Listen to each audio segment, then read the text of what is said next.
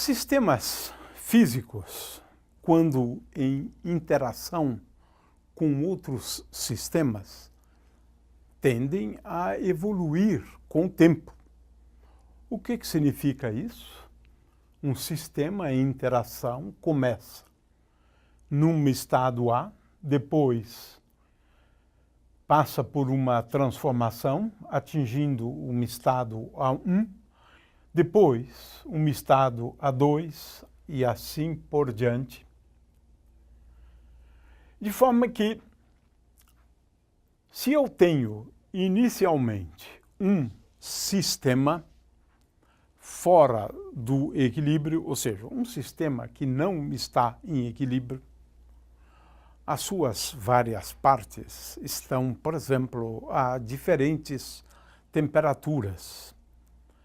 A densidade não é constante. A pressão também é diferente quando consideramos diferentes regiões, subsistemas e assim por diante. De forma que este sistema não está em equilíbrio. Mas se pode mostrar que um sistema físico qualquer interagindo com outros sistemas, que pode ser um subsistema do próprio sistema, ele evolui de tal forma que, depois de um intervalo de tempo, que nós chamamos de tempo de relaxação,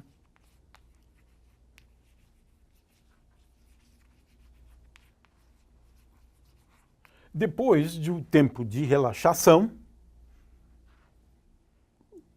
qual é esse tempo? Depende do sistema. Alguns em segundos, outros depois de anos, às vezes centenas de anos. Então, temos aqui uma questão que não vamos entrar nela, determinar o tempo de relaxação, ou seja, depois de quanto tempo um sistema fora do equilíbrio atinge um estado de equilíbrio.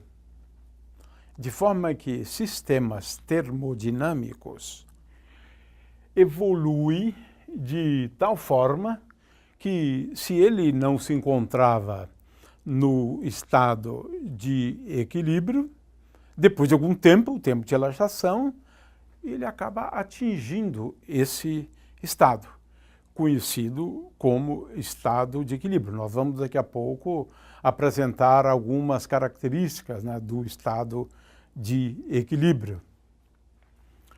Muito bem. E se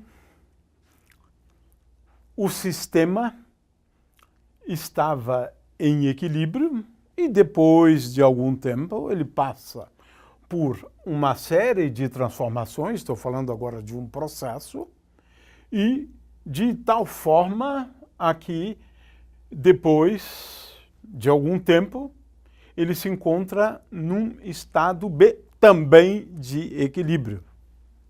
Ora, vamos colocar aqui num diagrama PV esta situação, onde o sistema estava num estado, digamos, A, né? num estado A, e digamos que nesse estado A a pressão seja PA e o volume seja VA. Passa por uma série de transformações, né? Processo, portanto, processos, e atinge agora um estado B, no qual a pressão nesse estado B é PB, ocupando agora um volume VA. Ora, ele pode passar de A até B por meio de processos reversíveis. Indicamos assim com essa linha cheia. Ou pode fazê-lo passando por processos irreversíveis. E representamos assim processos irreversíveis, né? De forma que ele pode ir de um estado de equilíbrio A até um estado de equilíbrio B, passando por um conjunto de processos reversíveis ou irreversíveis. Ora, nós dizemos que o processo de evolução do sistema é reversível se, quando ele passa de A até B, ele passa de tal forma que os estados intermediários A1, A2, A3, AN, de tal forma que todos esses estados aqui são estados de equilíbrio.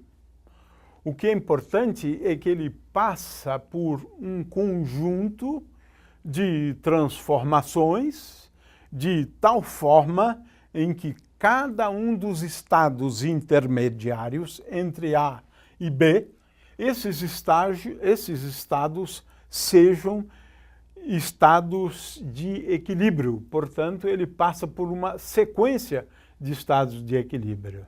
Isso define, então, um processo reversível do ponto de vista termodinâmico. Então, um sistema termodinâmico, ele passa por um processo reversível se os estados intermediários são todos estados de equilíbrio. De outra forma, se isso não acontecer, nós temos aqui, então, um processo, né, irreversível. Irreversível. Isso, então, define a evolução de um sistema através de processos reversíveis e de processos, em alguns casos, irreversíveis. De qualquer maneira, o que define, no caso de sistemas termodinâmicos, sistemas macroscópicos, é a questão dos estados intermediários. É claro que isso precisa ser um tipo de transformação feita, digamos assim, adiabaticamente, né? De tal maneira a que em nenhum momento o sistema passe por uma situação tal que o seu estado possa ser caracterizado por um estado fora do equilíbrio.